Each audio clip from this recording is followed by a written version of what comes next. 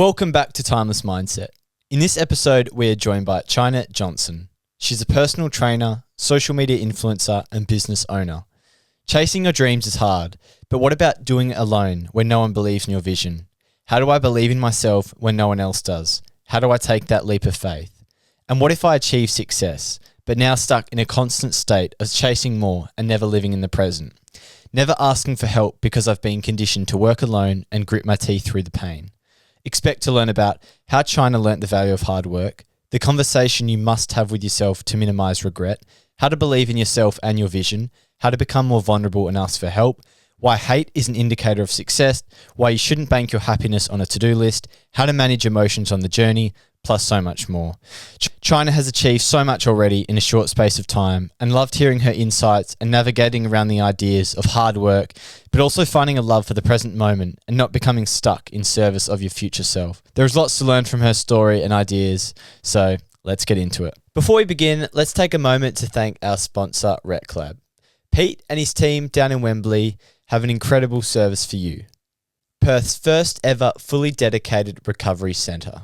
They've got everything you need, from hot and cold plunge pools, a steam room, hyperbaric chamber, compression boots, traditional sauna.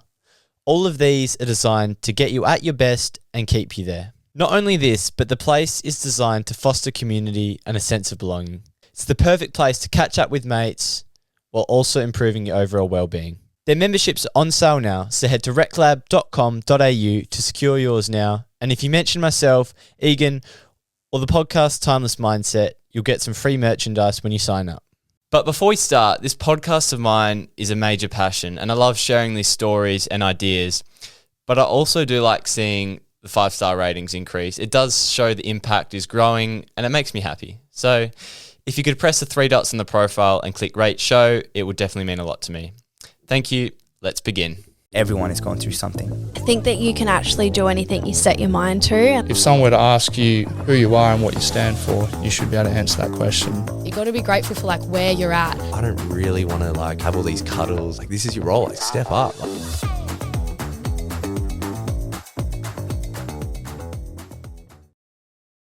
Chyna Johnson, welcome to the podcast. Hi, thank you for having me. Of course. So, my favourite thing about podcasting and interviewing people is you see social media accounts, one like yourself, lots of followers, and it's so easy to get caught up in thinking that, they have it easy or things come so easy to them, I could never be like them. But I think we fail to understand how many dominoes fell, the sacrifices, the choices, the grind that they've undergone. So I guess take us back to the start of your journey, and I guess a bit of a background, bit of a timeline of where it starts for you, so we can sort of piece together, I guess, the journey and sort of uncover all the things that we've learned along the way. Sure. So for myself, I always wanted to get into social media, but funnily enough, I was about 12 or 13 years old and I started vlogging makeup and hair. I had no knowledge on it at all, but I was just getting in front of a camera or my iPad at the time, which that's what a 12-year-old has. And I was filming myself doing these makeup vlogs and posting them on YouTube. I was also in high school, so you can imagine how other young individuals would have seen those videos and maybe made fun of a young person doing that.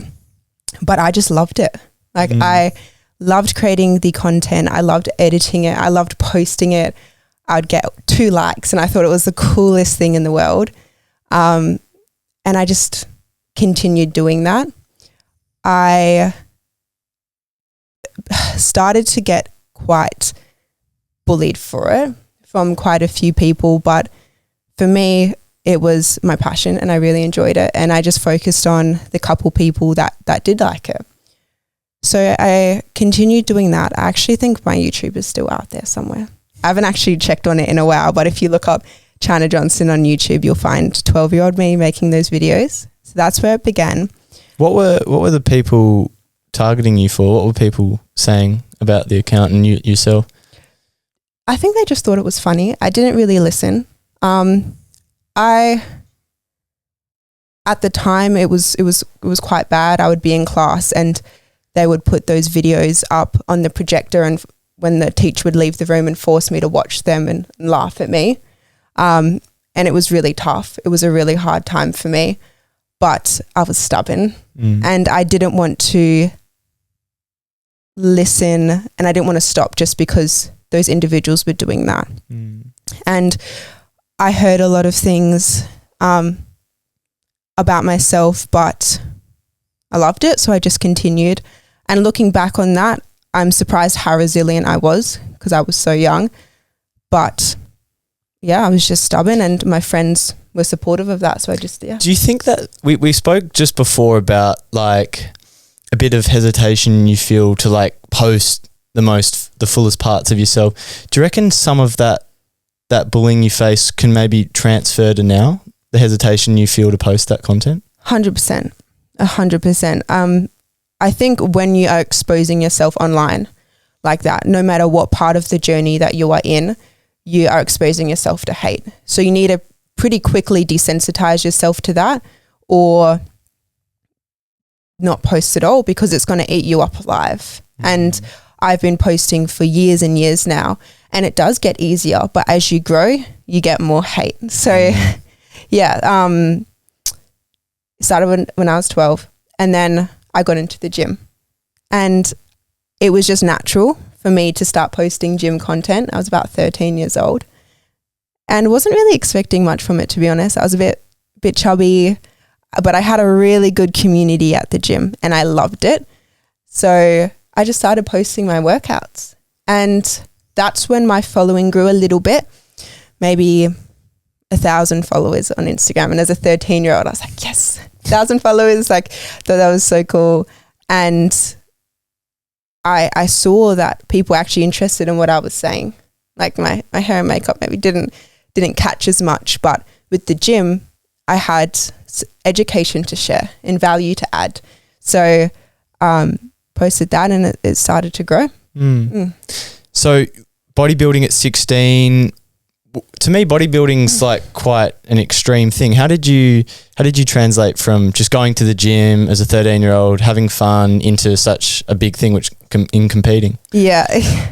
So when I joined the gym, I had an incredible coach. Her name's Chyna, and she quite literally changed my life. Like, I was pretty unconfident in myself, and I didn't have great friendships at school. I had one good friend, and that was about it. But I walked into this gym. I actually found her on Instagram, and I said, I want you to train me. And it was actually like not even allowed for a 13-year-old to join the gym. So I made a fake ID. And I got her to sign me up and coach me. So I was doing weekly PT sessions with her. And at the time, bodybuilding wasn't really a thing. It was a long time ago. So it wasn't trending or anything. I never heard of bodybuilding before, but she just said to me, hey, Chyna, like, I think you'd actually be pretty good at this. I was like, what is it? She's like, oh, bodybuilding, like, come to a show with me, and if you like it, I want to put you through a bodybuilding shred. And I loved that community so much, and I was there twice a day for hours. And I really believed in her, and I trusted her, so I did that. And it's strange, like, why would a 14, 15-year-old do bodybuilding? But it was a really good decision for me, and it gave me a lot of purpose in life. And it was the perfect time for me to do it as well, because I had recess and I had lunch to eat my meals, not a lot of commitments. Like, it's weird, but it was also incredible as well. So bodybuilding competition, how did that go? 16, I remember when I was 16, what was I doing? Just in high school, very like on this journey of figuring out who I am. Went to a private school, a lot of competition. For me, it was this weird time of, you know, ATAR and playing sport. What did you learn from that experience, and where's your sort of head at with, I guess, self-development or figuring out who you are, and what did you want to do with life? So when I just turned 16, so I was 15 at the time that I was doing my prep So I think I was year 9 or year 10 at the time. So ATAR and my future wasn't really in my mind at all, to be honest, at that point. So it was a really good point in my life where I didn't really know much. I was really innocent. All I knew was that I loved the gym and I wanted to put my all into this and that I really enjoyed it. So I did this comp, and it actually, looking back, is probably the best decision I've ever made for myself in my career, because I vlogged all of it. I won some of my competitions, and then that skyrocketed me towards my career. I don't know if I didn't make that commitment to myself to do that competition, if I would have been a personal trainer, I would have been at the stage of my life which I am right now without that one decision. And that decision was really hard for me as well, because I didn't have any support from my family. So yeah, it's kind of hard to say what I was doing or thinking at that time, because as a 15-year-old, you don't really think about much. That's true. What support was lacking?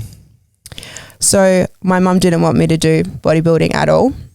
She didn't support it.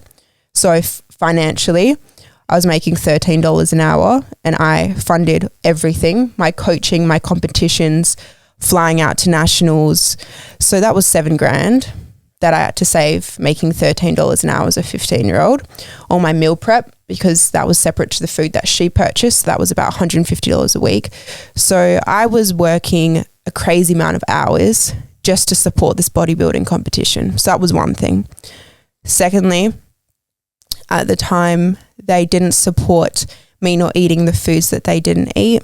So my dad would like sneak butter into my rice to try and fatten me up. So I'd have weeks where I wouldn't drop, and then I found out he was adding like food and like butter into my rice, stuff like that. They didn't think it was healthy. They really didn't want me to do it, but I've always been extremely stubborn. Like if I want to do something, I will just do it. So I was like, okay, if you don't want me to do this, then I'll just fund it myself, so you don't have any other choice. So that's what I did. It lacked emotional support. It lacked the money side, physical support. I didn't have a car. I was riding my bike to the gym or running every day to get there, and it was a 30-minute walk.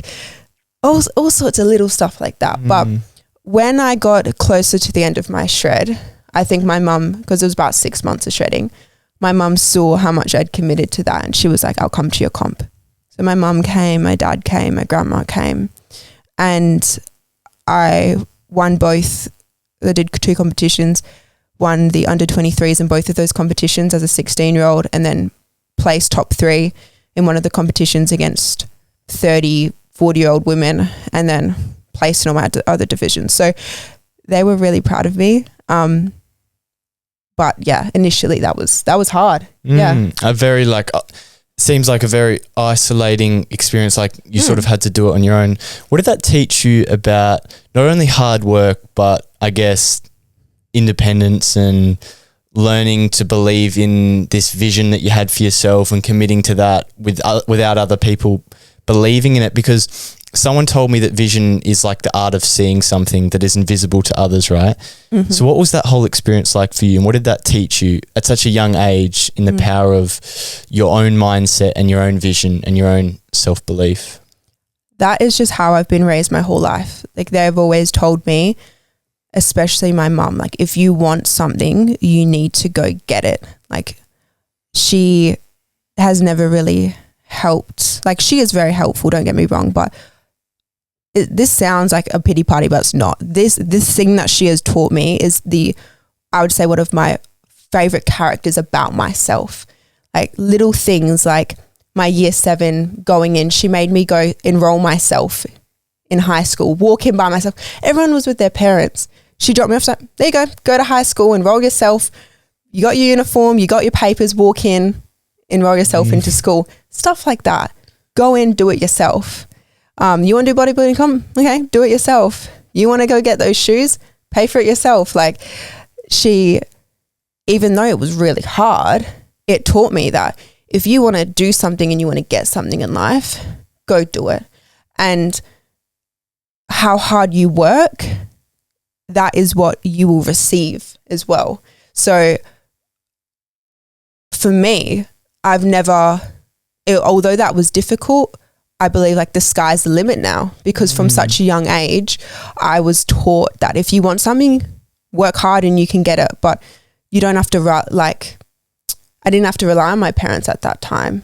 But now that I'm an adult and I've got the education as well, and I'm not as naive, I can use my education plus that willpower to just succeed and work hard. I feel like for me, mine's sort of the opposite. I was very spoiled. I was given everything, given all the opportunities, gone to elite private school. And yes, I was committed to my sport and my studies, but I've had to learn how to be independent, how to be responsible. So I find that balance really interesting. It's like, because it could go almost where you aren't given that support, and another person's life might not go, they might not learn that lesson the right way. Yes. So it is up to you to take that hard experience and learn that powerful lesson. And now you're doing great things. But what did you specifically think or do to transfer that, lack of support for your dreams, your vision at an early age, practically into making that a reality? Because it's not receiving support and now working hard, because some people can't do that. They don't receive support, then they stop, but they don't believe in themselves. When people don't give them that validation, that giving them everything that they want, they stop believing that it's possible. How did you, I guess it's not as simple as just waking up with a different mindset, but how did you practically learn to work hard? And I know you say like you've always been that, but is there any specific tools or? I genuinely do believe that if you live and breathe something, you will succeed in it. And I've always practiced that, whether that's bodybuilding, my work, my friendships, my relationships.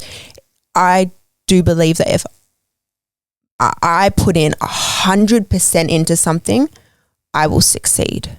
And succeed can look like many different things. It doesn't have to just be like winning or whatever. So I think with that mindset and really believing in yourself, I've never really cared what other people say. And I have so many instances in my life where my family or my friends or someone's told me that I don't think you should do that, but I've gone and done it. And another major thing I think that has helped me is proving that to myself. Having a lot of those events where I'm saying to myself, I want to do this. Getting that resistance from others and then proving to myself, even with that doubt in my mind, that I can do that. That's what builds confidence. And I maybe even initially I lacked that confidence, but pushing past those barriers and living outside of your comfort zone and taking risks, that's going to be the biggest thing that grows you as a person and your confidence within that as well. So do you feel like being forced outside your comfort zone from your parents is being a massive catalyst for your self-growth? 100%. I love it.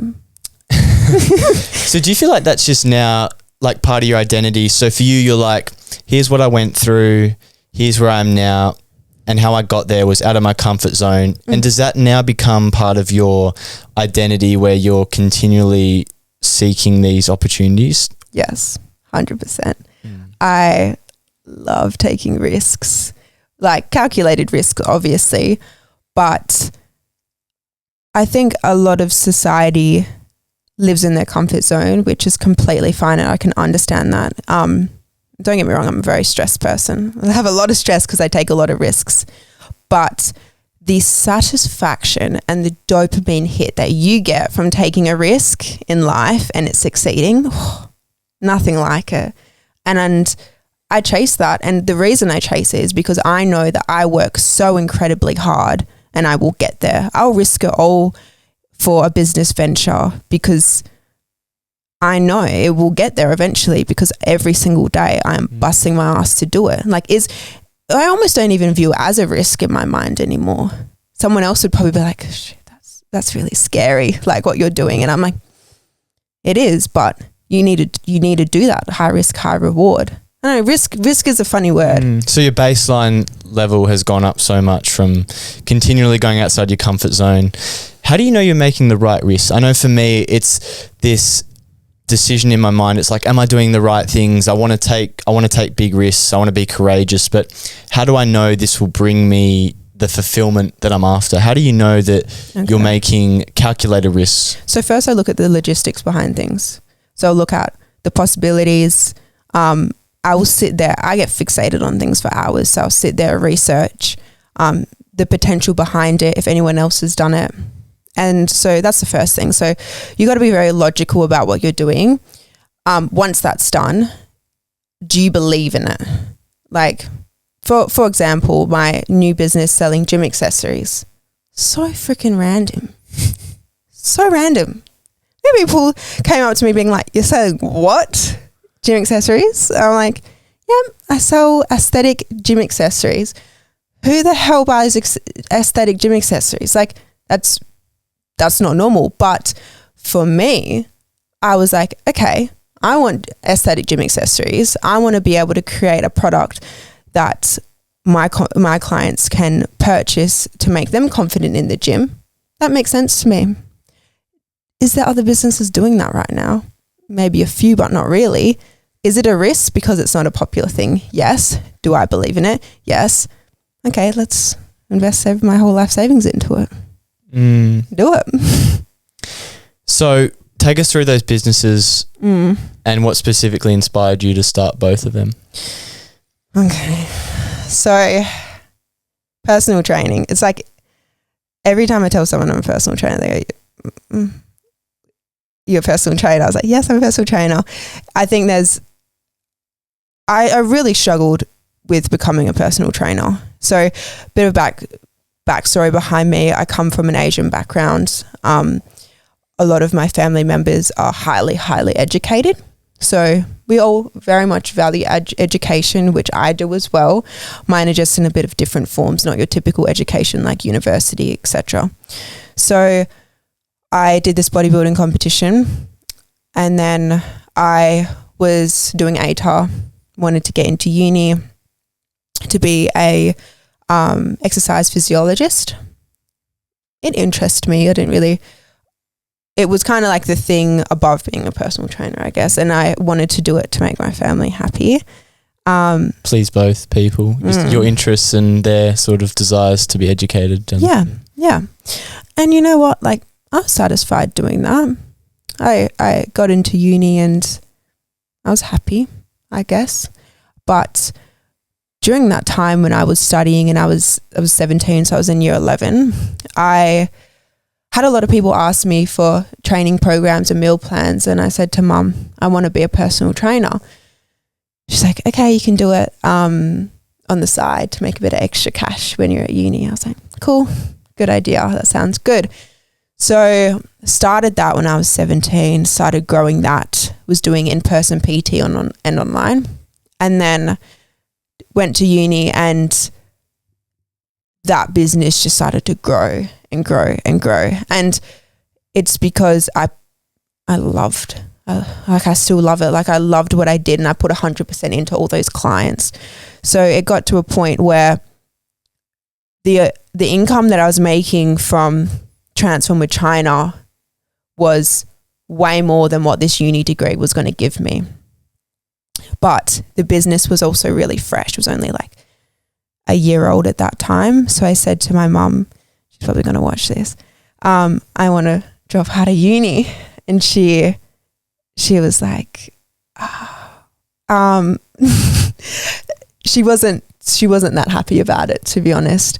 And is that stemming from family tradition? Education. And I just think it's that generation as well. Everyone just goes to uni. It's kind of what you do. It's stable. That's the idea of their success. Yeah. And I excelled in uni. I was doing really well. So she couldn't really understand why I would want to drop out of uni. But I basically made a commitment to myself, and I said, okay, she's not keen on this. She doesn't want me to drop out of uni. And I really respect my mum. I love my mum with my whole being. Like, she tells me to jump, I jump. So I didn't want to just drop out of uni. So I said to myself, if I can bring her a tax return where I'm making 2 times the amount of what I would if I finished this uni degree, I reckon she'll say yes. So I pushed, I got 6 months done, got a tax return, showed her how much money Transform with Chyna was making. She was like, holy shit. And then she's like, okay, you can drop out of uni. Wow. And now she's been on the bandwagon ever since. But I had a lot of resistance from my entire family, like telling me that being a personal trainer was the wrong decision, that the success rates of personal trainers are incredibly low, and that I shouldn't do it. Everyone was telling me that. Even to this day, when people ask me what I do for work and I say I'm a personal trainer, they go, And yeah, it was really hard to do that. How do you keep your head down, keep grinding away as these emotions of doubt start to surface? You're trying to prove and go on this journey, because it's not like an overnight thing like, oh, I'll just make double the amount of money as I would and prove to my mum. Like it's a bit of a long journey, a commitment to yourself. How do you manage these emotions that start to pop up along the way as you're trying to prove to her and yourself that this is a viable option, you can make this work? I think that like there is limited amount of time in a day, but in that same respect, using my time really effectively, it sounds so cliche, but using my time effectively and ensuring that I'm scaling the business. Because it's easy to not really know your numbers or kind of just work and do what you're doing, but not scale it, where I kind of had the want to scale it. So I was taking lots of consult calls. I was making sure my clients were happy. I was getting referred to other people. So I knew that because I was putting a lot of effort into it, it'd be a natural progression for that to grow. But yeah, like that was really hard. You're really impressionable at 17, 18 years old, and you got your family telling you that you're making the wrong decision. What sort of feelings were popping up for you then? Like, was it doubt? How did you trust your vision enough? You feel quite lonely. I was scared that if I make this wrong decision that I was going to disappoint them, be like, you feel consistently isolated and abandoned within your own decisions, but then also that pushes you to work harder. So I don't know, it's a blessing and it's a curse. It's like it's taught me to work really hard to push that business to that new level, but then also it would have been nice to have them be a bit more supportive. That being said, if any of you are watching this, you guys are all really supportive of me now and I really appreciate it. But yeah, and everyone's on the bandwagon now, but previously, no, they weren't. I find that interesting because it's like when you need it the most, like people give you that support the least. Yeah. Because it's like now it's like you have all this strength, this independence where it's like you probably don't need that support as much as you did in that. But it's like I call this thing the proof paradox. Like when you have the least amount of proof that you're capable of doing something, that's when you need to tap into courage, because there is no proof that you are capable of doing that. There's nothing showing you that you can do it. What is there? There's no evidence that you have done that. And people don't really believe in it. People have their own sort of fixations on what's possible, what you should be doing, their expectations.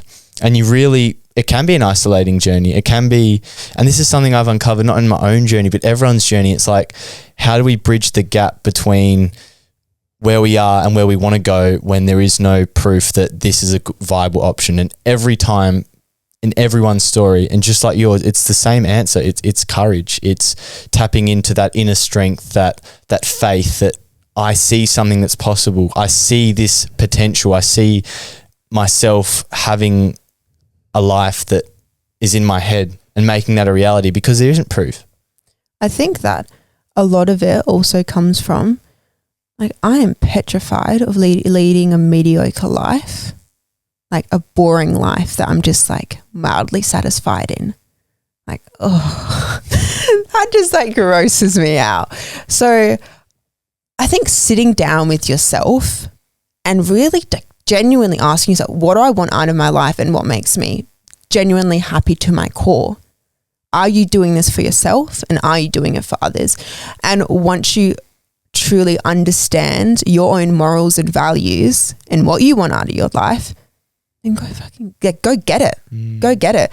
Because if not, you are going to, I'm not saying this is bad either, go to uni, get a 9 to 5, be mildly satisfied, and in the back of your mind always thought, what if I did that? What if? Like, what if I had gone traveled? What if I started that business? What if I started that podcast? All these different things. And you'll be happy through your life. But let me tell you, taking risks and living to your truest self, regardless of the doubt, oh my God, it is the best feeling in the world. Like, I can't even explain it. You get so addicted to it. And I wish everyone could experience that. It is the best feeling. It's incredibly scary and you will fail so many times, but you need to learn once you fail, it's fine. You'll just never do that thing again, and you move forward with that education and understanding of how to be better next time.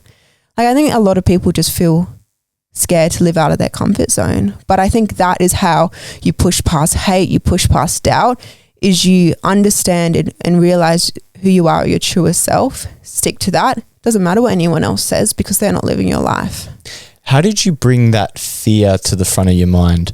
Because I'm the exact same. What motivated me to start this podcast, take risks, and go in this process of becoming my best self is that fear of the what if, the fear of having regret.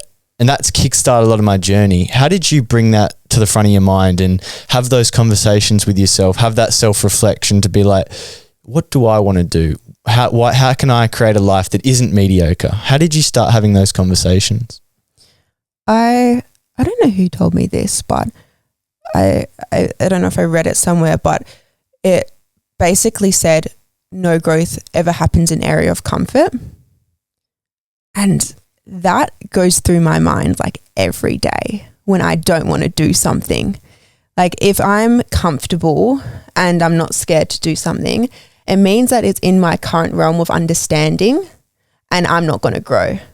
So as soon as I push past that and do something that gives me anxiety or stresses me out or I'm failing, it means that I'm out of my comfort zone, I'm learning and I'm expanding myself. So I think that's how I do it, is I just push. Like, if I'm uncomfortable, it means I'm in the right place. I'm doing the right thing. How do you balance that mantra of, go outside your comfort zone, keep growing? Something I'm juggling is, how do I get that balance of going outside my comfort zone, but also enjoying life and not trying to stress, because it can become so easy to become addicted to taking risks and always being stressed, because that's what made me get to where I am, and I want more of that. How do you balance those two? Because there is a bit of push and pull with going outside your comfort zone and, being content with what you have. Yes. So this is something that I've only recently learned, because I used to be really hyper independent. Whereas now I have an incredible amount of support people around me. So what I do, I kind of like segment, like put it into different sections in my brain. So my work, I take lots of risks. I push hard. I'm under a lot of stress. Like, I live and breathe that. But when it comes to my relationship, my friendships, my family, I lean on them for their support. They help me with things and I'm less independent. And that for me has drastically changed my life. I'm way less stressed. I'm way more content. And that was hard, because you go from being independent and doing everything for yourself. But now I've got a partner who is incredibly supportive. Like, he is the most beautiful person in the world. Like, I think he's amazing and he does everything to support me. And I know that, and I can lean on him. He takes so much of my pain away just being around him. And I didn't have that for ages, and I didn't even let that in.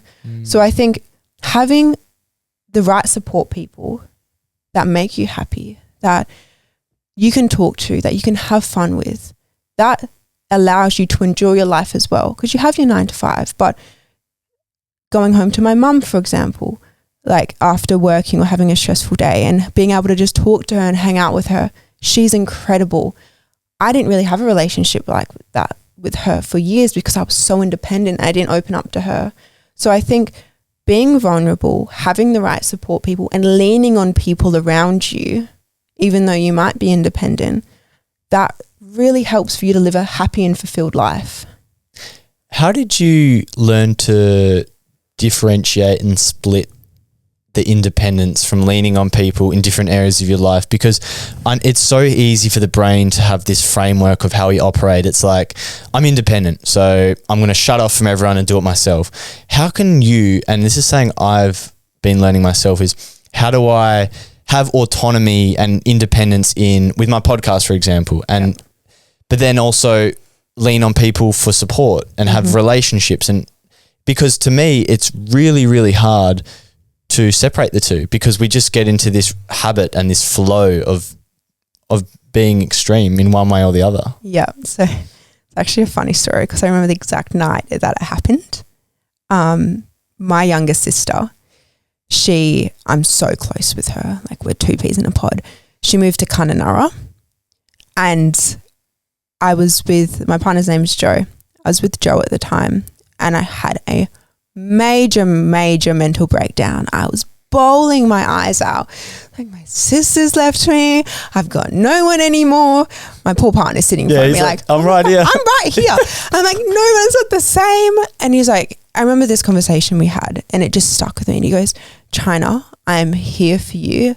I want to support you. Like whatever you need, just ask me and I will do it. And I've never thought of that. I've never asked him. I've never asked my mum. I've never asked anyone around me to help me. For me, my support person was my sister. This is your sister. Like you kind of just be like, I need you to help me do this. Okay. And I didn't have any fear about asking her. So when she left, it forced me to then go connect with other people. And him sitting down and saying that to me, like, whatever you need, like, just tell me. I'm here to support you. Okay then. And now he's there at every shoot. He's there helping me pack orders. He's there, anything that I need to try and help me relieve my stress. He does it because he wants to be there for me. And that's normal. Like anyone that cares for you and loves you will want to do that for you. Same as my mum. Anything that I need, like, she will do it for me because she loves me. But I never thought of it like that. Like I grew up thinking that everything was an exchange. Like if I do something for someone, then if they do something for me, I have to do something for them. But no, if you love someone and they love you back, they will help you. And realizing that and having no guilt around that and allowing people to help you, that's a beautiful thing. Like that's incredible. And it's changed my life. I have so much more happiness in my life because of that, letting people in.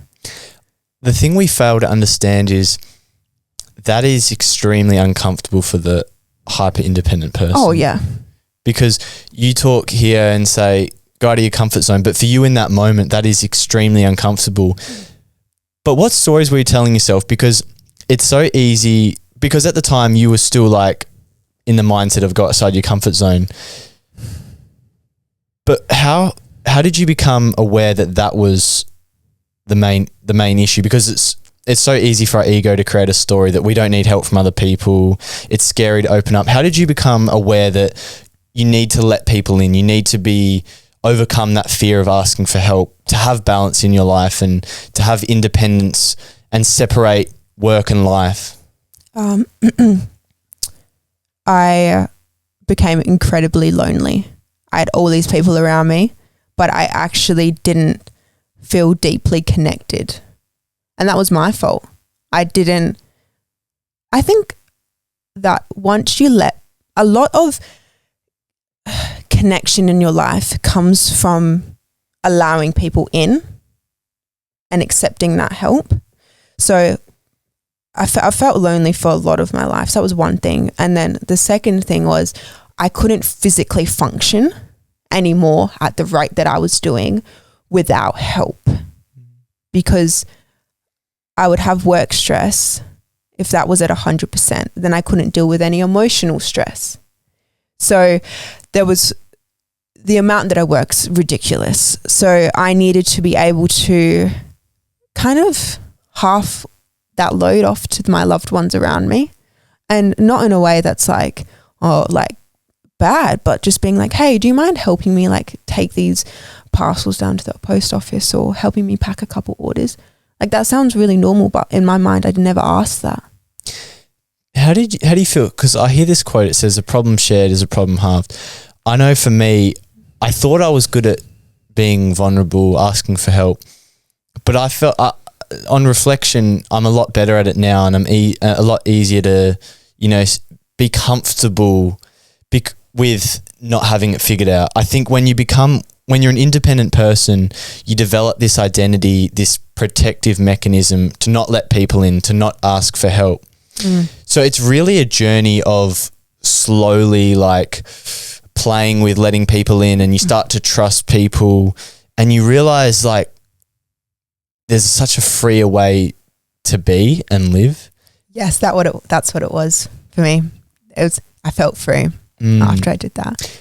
Because how recharging are relationships? Like, because I think the fears that we hold as an independent person, maybe it stems from like the shame that we might not have it figured out. If we start telling people who didn't believe in us that we have a problem, they're going to start telling us now, I told you so, or I told you, like, it's too much, it's too hard. So you go insular, you withdraw from opening up because it's that protective mechanism that you've instilled. So I think when you're an independent person, it is a real hard process to trust people, to let people in, because there is a shame of them pointing the finger back at you, I feel, for me especially. And so how does that sort of relate to your experience with allowing people in? I think that for me, a lot of it comes from control. So I like to control everything in terms of like if I'm trying to reach a goal. So letting someone in and allowing, say, maybe a mishap to happen or something might not go right. Yes, some of it's embarrassment, but also like I'm a bit of a control freak when it comes to my work or those type of things. But once you let go of that control, and also another thing I didn't realize was once you let that person in, they are there on your journey. So they are going to be a lot more understanding if they're with you through each step, rather than them coming in and helping you through like something going wrong or whatever. So not just asking for help when it's the big things, but also the smaller things too. So you're not as embarrassed about, say, if a mishap happens. And yeah, it's an interesting one. I'm still navigating it. Like I don't have a lot of answers to it because it's something I've only really done for maybe 12 months or so. I feel like you'd be able to relate to this. It's like the podcast, I can't separate it from who I am. It's an extension of myself, just like your business is an extension of yourself. Failing to ask for help or share vulnerably about the difficulties in the podcast or your business means that it's going to prevent connection at another level. You can't show up in a healthy relationship or to the relationship with your mum if you can't have the conversations about your business, because it is you. There is like a differentiation where it's like it's your business, it's not theirs, but it's part of you. It's who you are, especially when your business is so aligned with who you are. It's not like you're doing that, a 9-to-5 and your work is not a passion of yours. You're putting everything in, you're working incredibly hard. If you fail to share that and open them in, you're failing to connect with important people in your life. And I think as an independent person, that is so important to learn how to open up. You miss out on the deepest form of love in your life if you don't allow people to see you at your worst self. Like I used to just retreat. I wouldn't tell people if bad things were happening to me. But if you let people in through that journey, like the connections that I have now with my friends and my mum and my partner have deepened so much further through allowing them to see that. But it was so scary, me doing that initially. Like that's a lot, because you have that fear of abandonment of, oh my God, are they going to think I'm too much, or are they not going to believe in me anymore, or this stuff like that. But you also got to just tell yourself that the people in your life that are meant to be in your life are going to be there regardless. If they can't love you because of your imperfections, that's a representation of who they are. Yes. Yes. And that's not on you, that's on them. And it's really, we get scared, and I've had a big thing that I've overcome with fear of abandonment, because it's like, I want to hide certain aspects of myself, because there's almost like this persona of who I am, and it's a fragile, it's like, this is who I think you think I am. And it's delicate. It's like, because that's conditional, isn't it? It's like, I think that your love for me is conditional if I show up this way, but that doesn't allow you to be authentic. It doesn't allow you to be in a healthy, realistic life, human relationship. It's transactional. The hard thing is, you have to accept that is, you have to take ownership for your side of that. It's really easy to point fingers, but you're the half of it at least, because you're putting yourself, you're not opening up too. Like, it's really easy to point fingers and be like, I'm not getting support, or that people aren't giving me what I need. But it's like, you need to take responsibility for yourself and putting the hand out to get the help as well. Yep. I absolutely agree. Yeah. I definitely relate to that a lot. I grew up, funnily enough, my mum's actually a psychologist. Really? Yeah. It's great, but it just means that you always have a mirror up to your face. So I've always been really aware of my downfalls, and I've always been really aware of that, and it's something that I wanted to work on. And like, I've been in therapy since I was a really young age, and that's helped me so much to be aware of myself and work through a lot of that. And yeah, absolutely agree. Something I really want to tie in. So we've really spoken about independence, accepting help, why it's so important for relationships. But saying I'm juggling with, and I'm sure you are too, it's like, when do I ask for help, or when do I need to get out of victim mode in this situation and just grind my way through it? Because there is those opportunities. It's those moments like, do I just need to suck it up and push through? Do I need to grit my teeth through this situation? Or do I really, really need to ask for help? Is this a moment where I need to sit back and take a breath, find perspective, get help? Or am I creating a story in my head where I'm the victim? Poor me. How do you navigate those thoughts, those feelings, to differentiate between when to seek help and when to get through it yourself? Sure. So firstly, I see if I've exhausted all options for myself. So I will spend a lot of time researching, understanding, educating myself. I will then ask myself, is this something that I can physically change? So many things happen in my business, so many mistakes, so many stresses happen that are so messed up, but I can't change it. So I'll be like, okay, I can't change it. Stop stressing about it. Move on next. Is it with it? So is your mindset there like, is it within my control? No. Stop stressing. I'll move on. Yep. Is it simple as that, or is there? I have that many stresses. I have that many stresses in my business that I have had to teach myself to literally just let it go, or I will stop functioning for the rest of my day. And so you start to ruminate, fixate on things. I get very fixated. But over time, you have learned to trust yourself, get better with that, let go of it. Yes. Yeah. Okay. Yes. That just takes time. I don't think that there's really a magical way of doing that. You just have to practice. Yeah. You have to tell yourself, can I fix this? Like, for example, my stock got lost. Thousands of dollars worth. Can I fix it? Nope.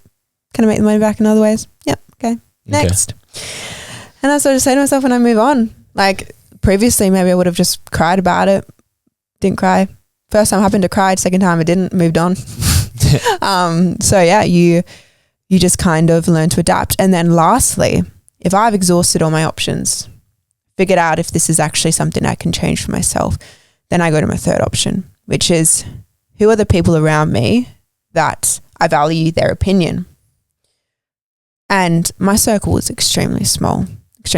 I've got my mum, my older sister, my younger sister, Jo, and my best friend, Poppy, and a friend of mine called Millie.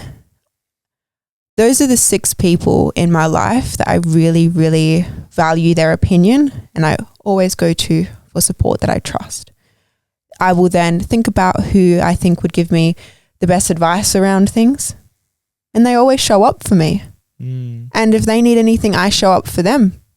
And it's not every day, like maybe once every couple of weeks I have something big happen and I need support, but we just go back and forth and problem solve. But it takes a while to get those people in your life that you really trust. Trial and error. Hang out with the right people that can give you that right education around things if you need it. And then trust in that and go to them when you need them. Simple as that. What have you learnt about navigating opening up to people and getting sort of the wrong responses, building trust to go to the right people? What have you learnt from those experiences, like filtering people in and out of your life? Because you said you have a small circle of 6, but that's still, to be honest, in this day and age, to have 6 quality people in your life, that's not, I don't think that's a small circle. I think we get seduced by the number of like, oh, I need 50, but 6 quality humans to lean on is really a lot, in my opinion. Well, I've never really had a lot of friends. Like I've only ever had Poppy. So Poppy and I met in year 7. So I think compared to other people in my school, they had massive friend groups. I was never a part of those. So I've always kind of just thought to myself, I have a small friend group. I don't know why we get so, because I'm the same. I went to a private school. We had a big circle of friends. I'm only friends really with one person, really close from there. I have another group of friends, about 8 of us. But I look at my life and I say, how many people would I... like how do we define our relationships? Because for me, it's like I don't go to many of my group of friends to ask for advice. It's probably like, dad, mum, stepmom, pop, girlfriend, 2 of my close mates. Like it's not that, it's 6 or 7, similar to yours. Because it's another thing is it's really hard to keep maintaining relationships, like to share everything that goes on, because I'm sure you're the same, you're like, I have a problem, I just want to ask for your perspective, but it's like, oh, I haven't spoken to you about the last month, and it's so hard to catch up and keep refreshing and maintaining relationships. It can be hard to maintain a lot of relationships. So I think there's nothing wrong with a small circle. To be honest, it's more manageable. I'd rather depth anyway. I'd rather depth of human connection over quantity anyway. Yeah, I definitely don't like that. Yeah. The friends that I have and the family that I have and the partner that I have, those people will be with me for the rest of my life, and like they are incredible people, but because I put everything into those people. And I think when I was a lot younger, I struggled to kind of comparisons a thief for joy, right? I compared to everyone else, like they've got all big friend groups and stuff, but it was just Poppy and I sitting down together. And I had another friend, her name was Maya. She was lovely as well. We don't hang out as much, but yeah, I've never really, I think because I was always so different growing up, didn't enjoy the things that other people enjoyed, was doing pretty rogue things in high school. Like I was the exact same person when I was 13 years old. The way that I spoke, the things that I do, random. So yeah, I didn't really have lots of friends, but I had a quality friend, and that was about it. Yeah. So what have you learned from, I guess we talk about filtering out people, and now with your social media, what have you learned from the experience of opening up on social media, exposing yourself to hate and understanding, we're coming to the realization how cruel people can be? What's that whole experience been like for you? again, a pivotal day. I don't know why, but for me, it's just one day happens and then it changes me. So always received quite a bit of backlash for social media, as you do. It comes with the game, really. But there was a time in my life where I started posting more often and I was getting thousands of followers a day. And I had just started dating my partner at that time, and he had quite a big social media following on TikTok, yeah. And he's actually the one that got me into posting more. So it was one of those days, one of my videos went viral, millions of views, tens of thousands of hate comments. And I just remember walking out of the house, seeing my phone blowing up with these awful things, like people texting me to go like end my life, like awful things that they're going to like do awful things to me. And I just remember like, it's his driveway and I'm like sitting there in child's pose, bawling my eyes out, crying, like so upset. I'm like, the world hates me. And he's like, Chyna, you've made it. Like, you've done it. And I was like, what? He's like, Chyna, like, this is good. Like, you're making it. Like, trust me, this will come with it. We get this all the time. Like, I don't know, like, exactly what he said, but something along the lines of, like, this is, like, this will just come with it. Like, I believe in you. I believe in this. Like, don't worry. Like, we get it all the time. He, like, shows me all the stuff people say about him. And I was like, yeah, you know what? I've read yours. I love you. Doesn't matter what other people say about you. So I'm going to apply that to myself. But yeah, I think it's pretty confronting. I mean, having tens and tens of thousands of people say awful things about you, and I'd meme pages remake my videos, making memes about me and laughing about me, all sorts of stuff. But again, I think it just comes back to understanding your own values, what you want from life. And for me, I wanted to help people online, and a byproduct of that is posting myself online. And if I get hate with that, doesn't matter, because I'm helping all these women along the way and helping them change their life. So if I need to be attacked in that way, then that's just what happens. How do you dissociate from their hate comments? Because it's what we do is, as humans, we personalize it, right? Like, there's truth to what they're saying, or I turn them off. is that? I turn my notifications okay. off. So they're on there. I just don't read them. Because it's so easy initially. Like when I got hate, when I started posting on TikTok, all sorts of hate comments, right? But it's like, it's so easy initially to like, believe it's true, personalize it. What was that process like? Because for me now, helpful with the psychology background, but it's easy to be like, oh, it's a reflection of them. But what was that process like for you of dissociating from what they're saying and realizing it's a reflection of them? Was it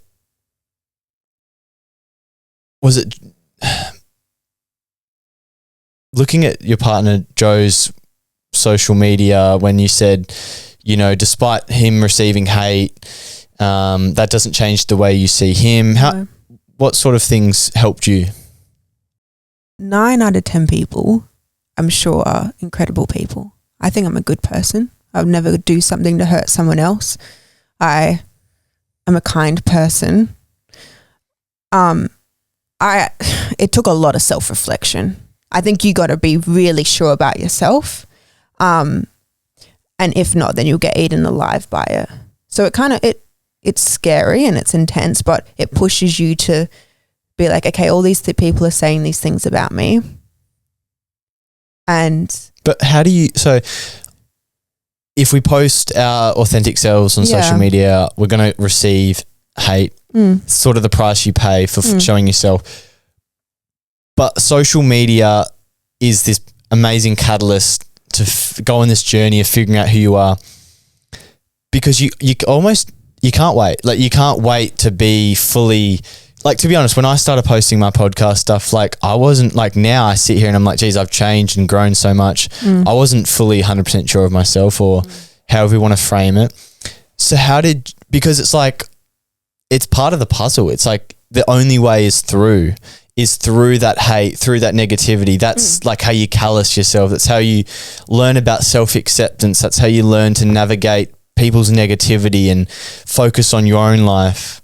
So I guess, was there any particular strategies or mindset shifts that helped you?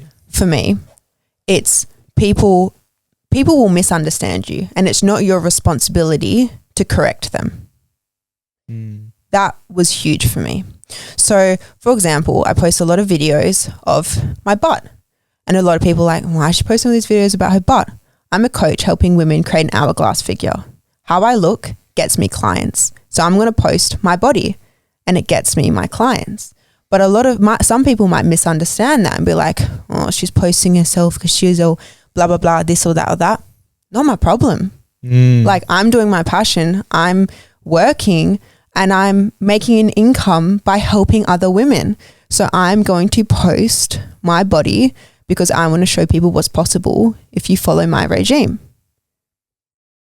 Like, it's not your responsibility to have everyone else understand you. As long as the people around you care and love you, that's all that matters. Like, you don't have to, I think it's easy to go into the comment section, start fighting back and all this stuff like that. They don't know you. If they see, like, I used to get a lot of social anxiety when I was out because I thought people would, like, people have done all sorts of stuff that are horrible in public, but like, a lot of the time, I think we think that other people are more obsessed with us than what they are. They're probably just conscious of themselves. They're not conscious of what I'm doing. So yeah, there's so many different perspectives. I guess you can look at it as a reflection of them, or they don't really care that much. They're just doing it to make themselves feel better. It doesn't, to be honest, at the end of the day, it doesn't really matter why they're doing it because you're doing what you want to do. I really like that. I really like the shift of, like, it's not about them, it's about us. Because I think I fall into that trap of, like, if I can understand why they do it, it'll put my mind at ease. What difference does it make? Exactly. They won't stop. Exactly. Because people willfully, on their own accord, misinterpret what you post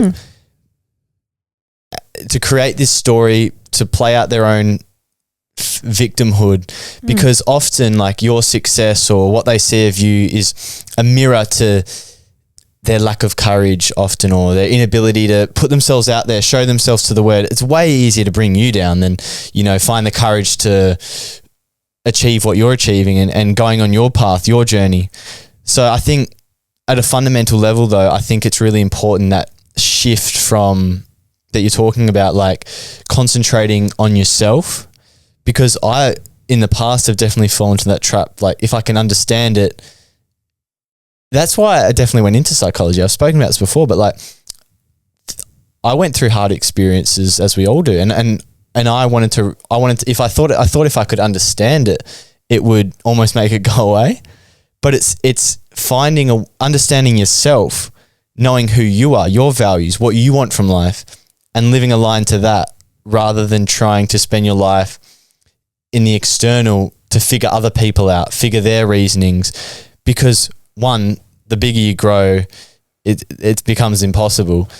But also, I think the reason that we might initially have that resistance to bite back and chew them down is because, and I think it's a good indicator that you need to do, you can do some self-work. And if you're overreacting and you're very defensive to what people are saying, it's an indicator that there is room for growth and room for believe and becoming more aligned to who you are. And because your sensitivity to those comments are a reflection of how much you sort of know and believe in yourself. At least for me, that's been a big part of my journey, is my sensitivity to people's negativity has gone down. I had Boris, very spiritual guys, help open up my spirituality a bit more. When people are negative, the way you react to it is a big indicator of where you're at, not where they're at, because like we said, concentrate on yourself. It's all about your consciousness, your experience. And because at the end of the day, that person's very, very irrelevant.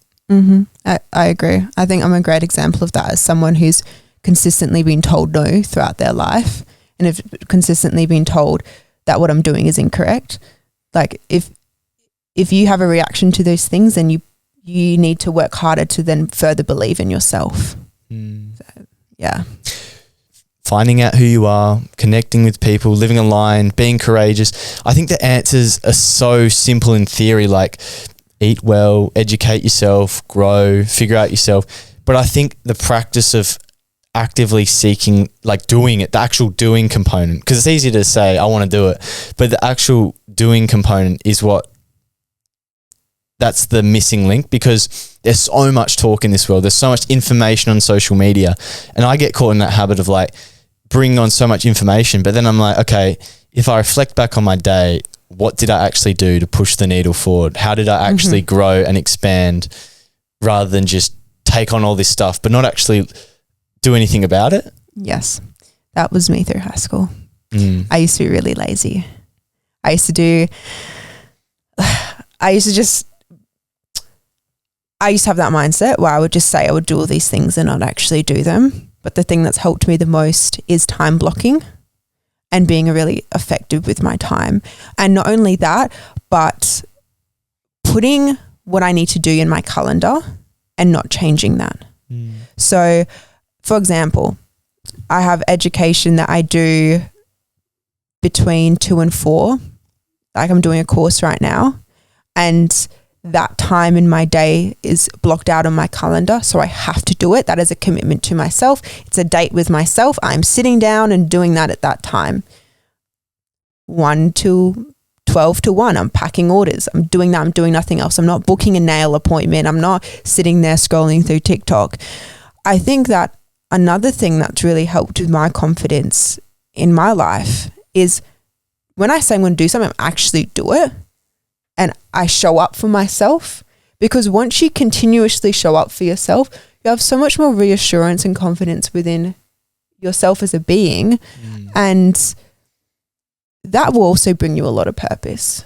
Like, yes, it is the easy way out to go sit on the couch and watch TikToks and mindlessly do things, but you've never actually tried. I'm not speaking directly to you, but my past self, actually doing what I said I was going to do, whether that's going to the gym or, I don't know, doing whatever I had. Like, that is really powerful. Doing doing what you said you were going to do to yourself. I would say over the past 2 to 3 years, that is one of my top 3 things that have transformed myself, is actually believing in my word. So a lot of people probably can't say that they say they're going to do something and actually do it. Yeah, I think the story, that like self-story of, you know, living up to those promises that we tell ourselves we're going to do, saying like actually doing them. But I'm on this sort of spiritual evolution, hear me out, where it's like there's the hard mindset in the self-development space of like Goggins, Jocko Willink, and there's the really like hard grit your teeth way through it sort of thing, where it's like sort of suppress emotions in the temporary, like find a way. And then the balance side of that is like accept flaws. It's okay. Consistency is the key. It doesn't matter if you don't have 100% today. And like really finding what's the right answer. Like where's the power in all of this? How do I continue evolving as a human in the best way? Because for me, like, a lot of the time I grinded my way through things, but it was like, all in service of my future self. And I had misery in the present, but it's all right, it will pay off in the future. But a lot of that for everyone's journey is true. Like there is a lot of like pain and boredom and sacrifice in the moment for the future self. How do I optimize the present moment to be a balance of living now, loving now, but also doing it for your future self? Because it's so easy to get caught in the trap of just delaying all this gratification for a future self. But if you never live now, enjoy now, you never will. So what's that been like for you? Because I know hyper independence can also lead to like this hyper fixation on future self, achieving things and sacrificing all the now for a future self. So how do you navigate that balance of the now and the future? Because for me, like I'll go you first and I'll sort of explain like what I've been doing, because I think there's an important difference. So for myself, I really struggled with that. And the thing that's helped me the most is being present in the exact moment of what I'm doing. So my mind, the expectations that I hold myself to are extremely high and where I want to get to. So I think the first thing you need to ask yourself is what level you want to get to and what work is demanded from yourself to get to that level. So actually write it down, figure it out, what I need to do each day to do that. And when you're working towards that, put 100% effort into it in those hours. But if you're watching TV with your girlfriend or you're going for a walk with a friend, you're turning your phone off and you're being 100% present in that moment.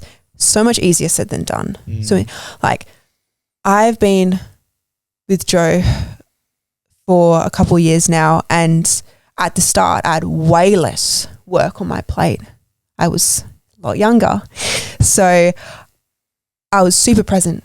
Used to just not have a lot of work, to be honest, but now I'm so busy that started to, he didn't express any concern, but for me, I felt like I wasn't putting enough effort to connect with him as much because all I was doing was thinking about work. This stress, that stress, how can I fix it?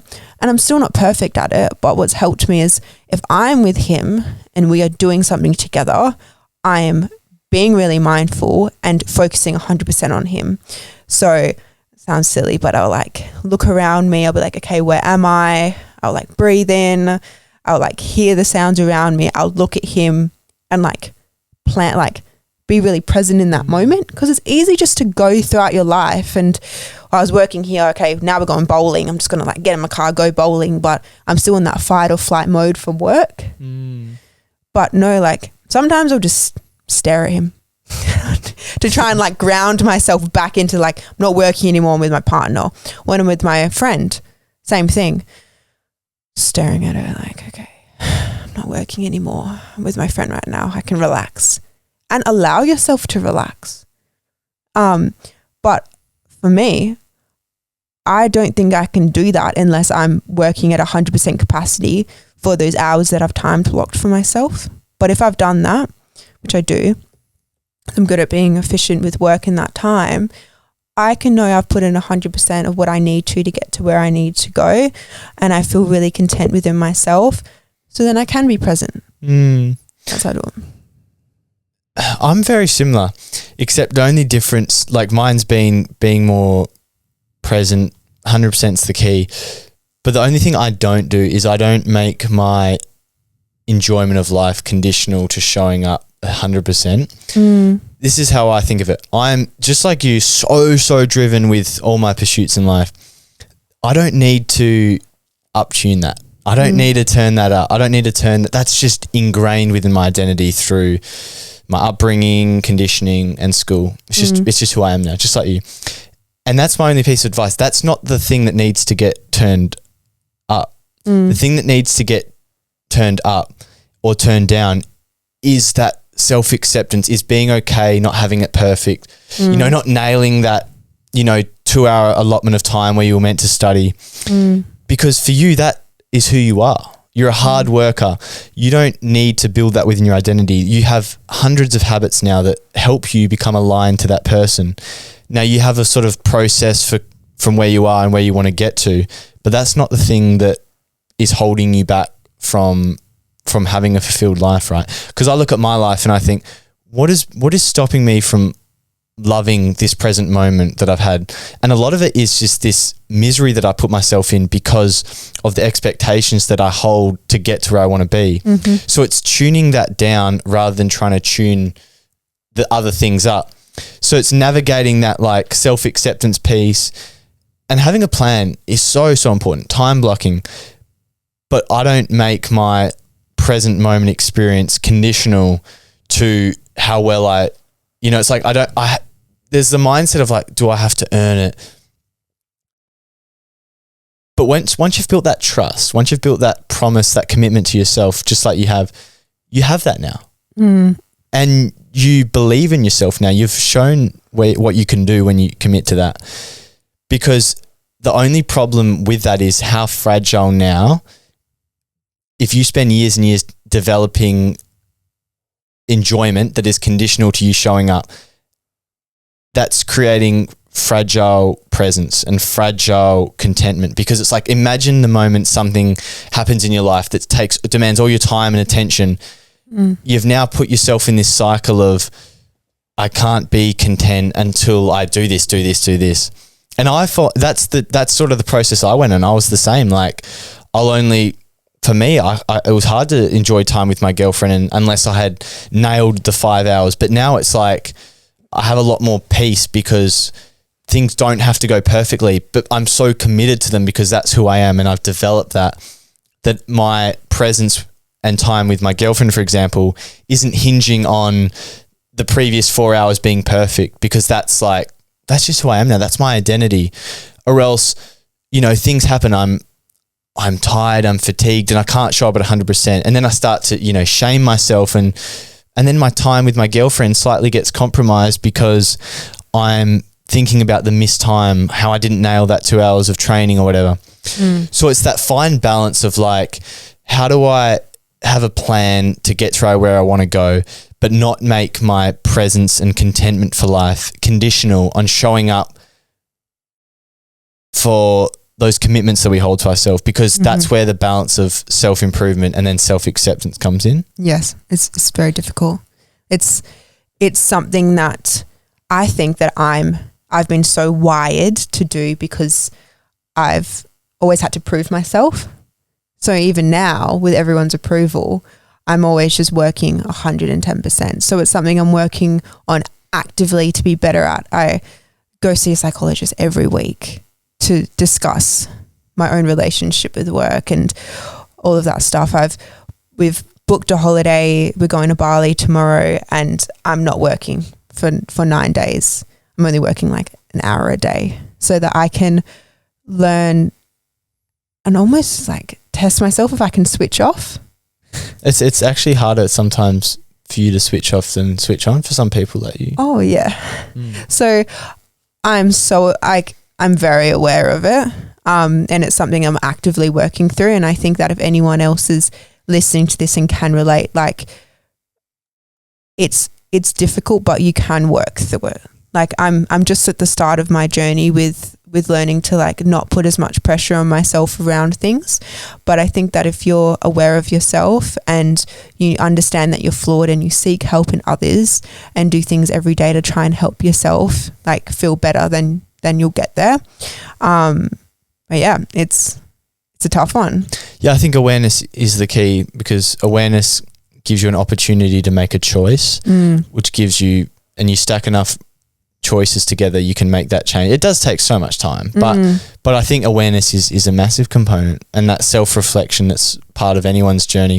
It's something I'm freshly new to. Like, I hold myself to a high standard, but I don't want to live my life like my happiness and my fulfillment like being contingent on the day going perfectly. Like, almost like I wake up each morning and there's a debt I owe. I have to do this, and once I do it, I've staved off this debt, and now I can finally drop my shoulders. I've nailed today. I can be happy. Rather than, it's a journey. It doesn't need to go fully to plan, but there's things I want to do, and having that balance of the plan, but also integrating my feelings into it rather than dismissing them, because it's so easy to get into that mindset of just hustling through life, that grind mentality. You see, like for me though, I receive so much satisfaction from ticking those things off. So like it's a grind, but in that same respect, like I love the journey. I love like waking up and having that routine. I'm very routine based. So like having all of those things there and that time blocked for me, it gives me a bit of secure comfort, and if not, then previously what I was doing was sitting on my phone watching TikToks or not getting my work done. And it is a little bit extreme, but I think at the rate that I'm working and the amount of workload that I have with my 2 businesses, if I don't do it, then those businesses are going to fail or people aren't going to get responded to.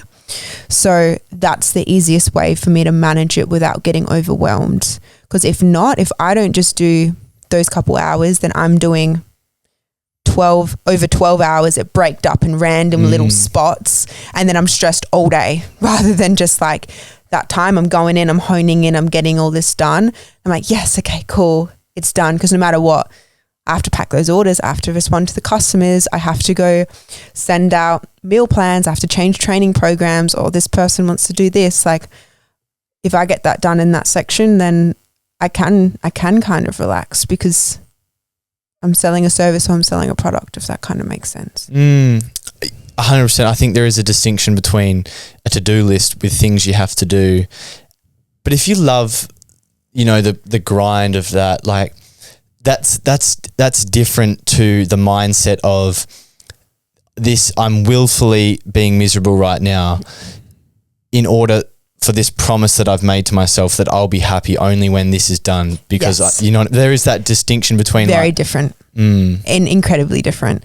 And I was talking to my mum about this yesterday. I was like, I love the journey. Like, out of everything that's happened to me, like even the money that I make, I'd like, yes, it's good to be comfortable. I put it all back into the business because I just love continuing to grow the business and the journey and helping people. Like, it's, for me, the satisfaction is all here. It's not at the end. I never want it to end.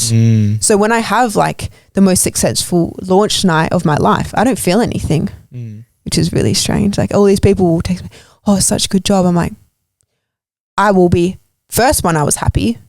But after that, I realized that me having such a dramatic reaction to that first launch, it's like, I don't really want to have that anymore. I want to actually enjoy the journey. And then whatever happens on that night, who cares? Don't even, and then repeat. And I've loved my work so much more when I removed myself from the end point. Like, if you focus in on what you're doing day to day, and you're doing the things that you enjoy and delegating the roles that you don't enjoy to others, you will enjoy it so much more. Because you get so many droplets of happiness and fulfillment from that journey. But I think people don't truly understand who they are and what brings them that happiness. So they don't understand how to make that present moment enjoyable, because they're operating from this place of fear in service of this future self, which will have it all. Because I think at a fundamental level, people have forgotten how to actually be happy, be present, enjoy the moment. That's something I've had to learn is how to actually be present, enjoy the moment, because it's something that gets sort of bashed out of us as we get older, as pressure gets put on, and we get into life. We've got to earn an income, there's health, there's relationships, all these things that we navigate. We have a functioning mind that starts to create stories around what we have to do, becomes a bit of a coping mechanism. And back to the discipline side of things, like, I think the difference between discipline versus like only being happy if you do certain things is the control element. Like, I think a lot of people force themselves to do certain things because it gives them this illusion of control that, they're good enough only because they've done this, that they've proven themselves a certain way, rather than that's who they are. They're doing it, the why of the reasoning of what they do is different at a fundamental level. Are they going towards love? Do they love the journey that they're on? Do they love who they're becoming? Do they love the day-to-day? Or are they running away from this fear of, the shame that they feel for not living up to their expectations, or the shame of, the business failing or not being good enough? And yes, it's not one or the other, but I think evolving your motivations to a place of love, not fear, helps you become more present and helps you develop that self-reflection that makes your life more aligned in the day to day, which actually allows you to experience happiness along the way, not just, you know, sacrifice it for a future self. 100%. Been there, done all that. Yeah, I can definitely say that. Through the past couple years of everything that I've achieved and done, you never feel satisfied on the other side. Well, maybe some people would, but I'm always trying to achieve more. And there's been so many life events where I've pushed really hard, achieved something, and then kept going. So I've just had to sit down with myself and said, well, what am I doing this for? And I actually realized I actually find a lot of purpose in that journey, and having something to do every day that I love and working towards that. So honing in, focusing in on that, whatever happens at the end doesn't matter, because that's not going to make me satisfied. Doesn't matter how much money the business makes. Doesn't matter. I'm not going to be satisfied with it. So who cares?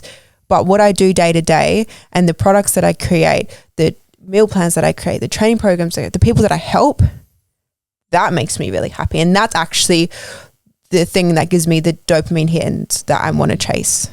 But yeah, that took me a long, long time, and it was rough to realize that.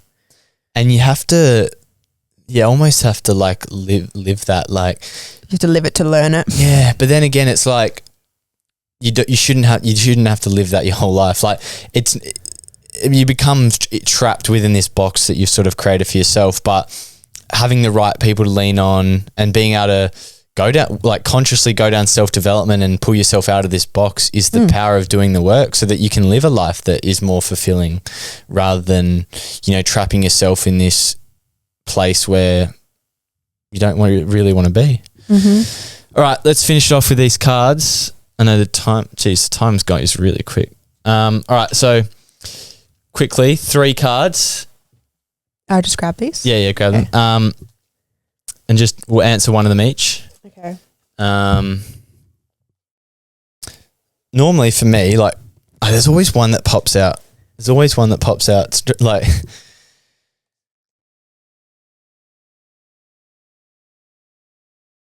any that come straight to mind. Normally there's one. What do you got? Well, it's either I'm most proud of my family for, one of them is about being a parent, so it doesn't even apply to me, or a part of myself I need to break up with is. All right. Do you want to go first or? Sure. A part of myself I need to break up with is, like, I do ask people for help, but actually having that as a natural thing in my day-to-day. So not initially going to, I'm alone, I'm isolated, I need to do everything myself. Like, I do it now, but I'm really conscious of it. So I want to break up with that idea that I am alone, that I haven't got people in my life. Like, truly, I say it, but I want to actually believe it in my soul that I don't feel that way.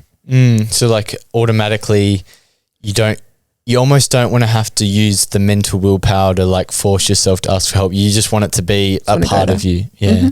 And truly believe it on this. Yeah. And not have guilt about it. Yeah. No, I'm definitely the same. And it is a hard process, because with, you know, our inner child has sort of like made this mental model that, like, you know, we aren't safe, or, you know, we can't ask for help. So like overcoming that is hard. And I think, like, I did a hypnosis session. Like, the idea of hypnosis is sort of drop the ego, allow you to like go into the subconscious and speak to your subconscious, sort of change that narrative, because it's, especially when you think a lot, it's really easy to sort of stave off and create these stories about why we aren't safe.